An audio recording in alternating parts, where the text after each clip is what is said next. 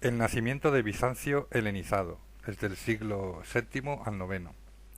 El gobierno de la dinastía heracliana, desde el 610 al 717. El imperio de los persas a los árabes. La época heraclida supuso la consolidación y ruptura con el pasado romano y guarda relación con este hecho la pérdida de territorios a favor de los musulmanes y los persas. En el siglo VII, el Imperio Romano de Oriente se transforma en el Imperio Bizantino, por su helenización cultural. Hasta el emperador, desde el 629, se llama Basileus y el latín desaparece de los documentos oficiales. Heraclio luchó contra los persas durante 20 años y a raíz de ello Constantinopla fue atacada por ávaros y eslavos en el 626. Los eslavos se instalaron pacíficamente en Tesalónica al tiempo que Hispania y Rávena dejaban el imperio. Se empieza a utilizar la ideología de la Guerra Santa. Heraclio deposita la Vera Cruz en Jerusalén tras su victoria contra los persas. Se reformó la sucesión con el fin de que los césares y la aparición de los coemperadores que vinculan a los hijos al poder. El nieto de Heraclio, Constante II, del 641 al 668, se interesó por el occidente latino y vivió en Rávena. Se puso fin a los enfrentamientos teológicos con con el sexto concilio ecuménico y el tercero de Constantinopla en el 680. Muawiyah atacó Constantinopla en el 674, pero no triunfó por el fuego griego. El reinado de Justiniano II, entre el 685 y el 711, fue muy revuelto, donde en el concilio quinisexto se tomaron medidas canónicas que les separaron de la Iglesia occidental. La evolución del sistema de temas y la reestructuración social. Heraclio, una vez que triunfó sobre Persia, emprendió una política en la administración central que no fue revolucionaria, pero sí significativa. Eliminó algunas instituciones e incluso su patrimonio se fundió con el del fisco, creando el Departamento del Tesoro o el Sacelium. Las secreta, que eran oficinas o despachos, y los logotetas eran funcionarios que incluso sustituyeron la prefectura del pretorio. También se creó el correo o dromo y tropas móviles o tagmáticas. A través de la obra de Tematibus, sabemos que soldados tenentes campesinos fueron la base militar de la frontera, o también llamados stratiotoes, siendo el jefe el general o el estratego, los cuales pronto percibirían elevados sueldos y se hicieron muy poderosos. Los exarcados de Mauricio se generalizaron y fueron una solución al problema de la pérdida de territorio. El temas, en principio, se refería al contingente afincado en una región. Con Justiniano II hay 5 temas o exercitus. Estaban compuestos por el anatólico, armeniacón, traquesión, opsiquión y carabisianón.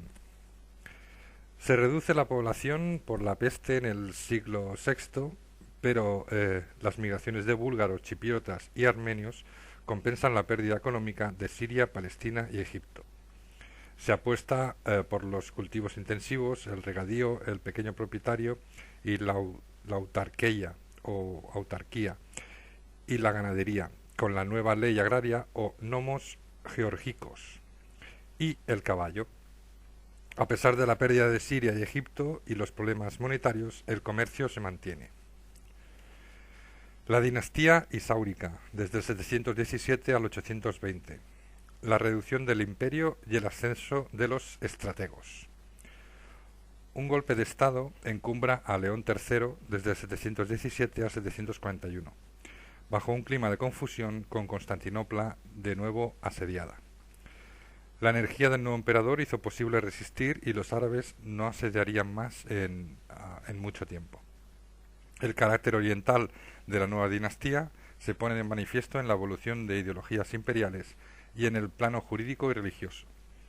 El emperador autocrático y su política iconoclasta acaban con el dominio del papado en zonas occidentales del imperio. Constantino V, del 741 al 775, impulsa también la administración temática y hace frente a la rebelión de su cuñado Ardabasto.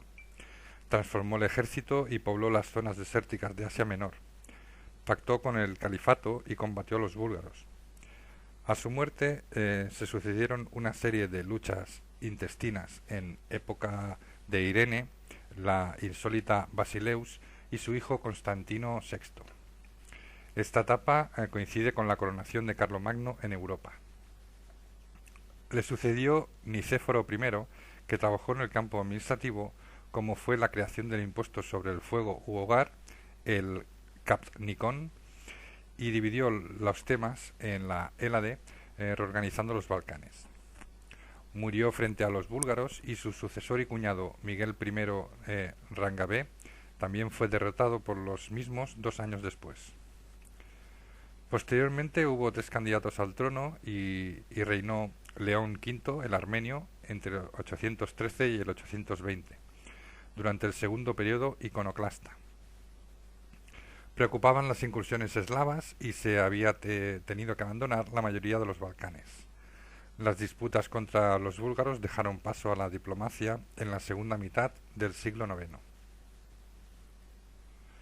Aspectos sociales y religiosos de la querella iconoclasta. El principal problema fue religioso, relacionado con las imágenes, con la crisis de valores iniciada porque los rezos ante iconos no sirven contra los árabes y el conflicto entre el Papa y el Patriarca. Finalmente, Constantino V, versado en teología, apostó por el símbolo de la cruz y en la Eucaristía como símbolos externos de la fe religiosa. En el concilio de Irea, en el 754, se suprimieron los iconos. Constantino fracasó en su intento de recuperar el control sobre Italia y la falsa donación de Constantino con el Constitutum Constantini, apoyada por el Papa. Se volvió a la iconodulia, que es la adoración a las imágenes, durante el gobierno de Constantino VI y su madre Irene en el Concilio Ecuménico de Nicea del 787, hasta que se vuelve a la iconoclasia, la ruptura de imágenes, definitivamente en el año 815. Hubo un importante renacimiento cultural y destacó el monasterio de Stoudion, el monje iconódulo Teofanes el Confesor y su cronografía en el 815, Juan Damasceno y su fuente del conocimiento y el Pseudos Dionisio Areopágita, que acabó en la abadía de Saint-Denis y se convirtió en una de las obras claves para la difusión del neoplatonismo en la Edad Media. El Renacimiento bizantino bajo la dinastía frigia o amórica, desde el 820 al 867. Miguel II, desde el 820 al 829, y la primera de la dinastía frigia, depuso violentamente a León V y luchó contra su viejo compañero Tomás el Eslavo, autoproclamado emperador y que contaba con una coalición de Asia Menor y la ayuda del califa al-Mamún. Fue una época de nuevos ataques búlgaros y consolidación de estructuras políticas, y también calma con los árabes, pues tenían conflictos internos durante el califato abasí. Teófilo, entre el 829 y el 842, fue destacado por los iconodulos y fue el exponente más brillante del segundo periodo iconoclasta. Emprendió acciones ofensivas y en defensa creó los clisuras para defender los pasos montañosos y dividió los ejércitos de los temas en bandas, que eran una formación de 200 hombres. Se rodeó de una corte brillante, mecenas de la cultura, y promovió importantes obras arquitectónicas. A su muerte, su viuda Teodora decidió volver a la iconodulia en una ceremonia en Santa Sofía, en el 843, que hoy en día sigue celebrándose como el Domingo de la Ortodoxia.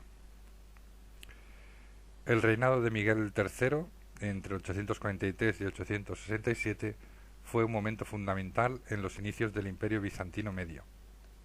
El emperador sigue siendo renovador frente a las ideas conservadoras de los monjes, y fue un periodo de estabilidad bélica con árabes y búlgaros, ahora cristianos. Las cuestiones religiosas, la restauración de la ortodoxia, el cisma de Focio y la cristalización de los Balcanes. Fue un hecho capital en la historia del cristianismo. Para entender el cisma habría que retroceder a la época de Constantino y a la vez considerar varios factores para el alejamiento de las dos iglesias, como el gusto innato por la discusión oriental o el culto extremo hacia las reliquias. Por su parte, los papas de Roma buscaron su propia hegemonía apoyando a Carlomagno, lo cual fue considerado como una traición por los orientales. El complejo panorama de la Iglesia de Oriente se vislumbra tras el Domingo de la Ortodoxia, con un nuevo conflicto entre monásticos radicales y conodulos, donde se reprodujeron las divisiones de Nicea en el 787 y los defensores de la moderación o iconomía. Focio, iconódulo, fue el patriarca en 858, aunque la emperatriz y el partido radical apoyaron a Ignacio, hijo del antiguo emperador Miguel I Rangabé. Surgió el enfrentamiento con el papado, que en el plano teológico se centró en el filioque del credo, que se recitaba en Roma y según el cual el Espíritu Santo procede del Padre y del Hijo.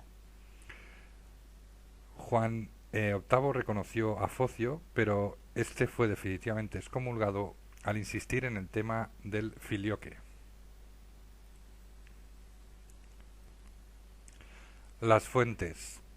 Entre las fuentes de tipo cronográfico o en forma de anales encontramos la cronografía de Teófanes, el confesor, entre el 810 y 814, que continúa la crónica de Jorge Sikelos. Continuación anónima del anterior escrito por orden de Constantino VII Porfirogéneto, que comienza con la proclamación de León V el Armenio en el 813 y acaba con Romano II entre el 959 y el 963. También la historia breve o breviario de Nicéforo, patriarca de Constantinopla, entre 806 y 815, que abarca desde el 602 al 769, excepto el gobierno de Constante II. Y por último, las Basileae de José Genesio y la crónica de Simón el Logoteta, que abarca desde la creación del mundo hasta el 948 y son fundamentales para estudiar el conflicto iconoclasta. Entre las fuentes de la periferia de Bizancio destaca la historia del obispo armenio Sebeos en torno al 660 y la crónica del obispo Juan de Nikiu en Egipto, de finales del siglo VII, que también narra el avance del Islam y las conquistas tempranas de territorios bizantinos. Otra a destacar es la crónica del obispo Juan de Viclaro y la obra de Isidoro de Sevilla y el Liber Pontificalis. Otros géneros literarios más sesgados, como los de Juan de Epsidia elogiando a Heraclio en sus guerras contra los persas, o del clérigo de Santa Sofía Teodoro de Sikelos, que redactó en el 626 un sermón de acción de gracias por las victorias contra los persas. Completa esta sección el material de las instituciones imperiales y eclesiásticas, donde hay edictos imperiales y novelas compilados en las fuentes legales, correspondencia del emperador a gobernantes extranjeros, oficiales de la corte y generales, recepciones de los juicios de Máximo el Confesor o el Papa Martín, actas de concilios, etc.